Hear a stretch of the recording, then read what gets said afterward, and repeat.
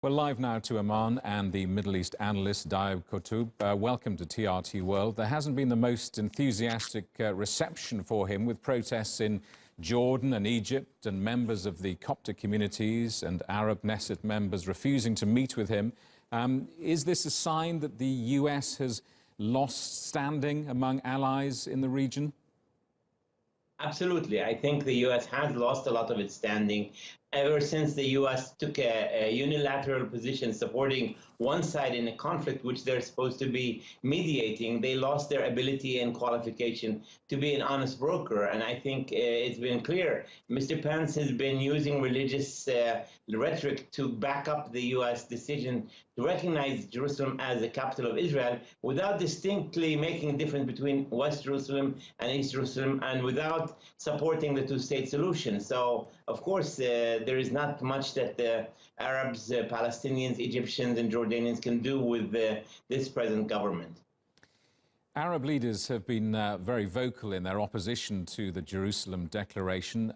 Does this mean the Trump administration will lose its place at the table in the future for peace negotiations, since the US perhaps is now considered by them to be something of a partisan party? Unfortunately, I don't think they will lose their seat, but I think they will lose their unqualified monopoly. I think the Arabs, including the Palestinians, understand that you cannot really make peace with Israel without the U.S. being involved, because it's the major and almost only supporter of Israel. But I think Palestinians will no longer accept the Americans as the only mediators. They want to kind of have a multilateral mediation with France, Germany, Russia, China, UN, and others to be involved in this, and not just the Americans. What do you think was the purpose of this trip, and what, if anything, was accomplished?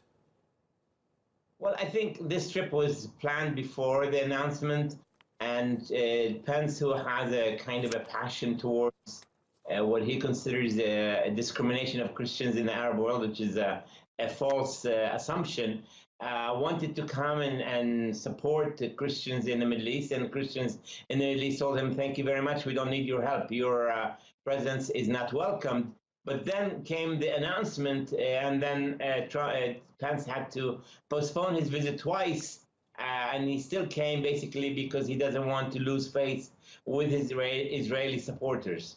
Thank you for joining us on TRT World.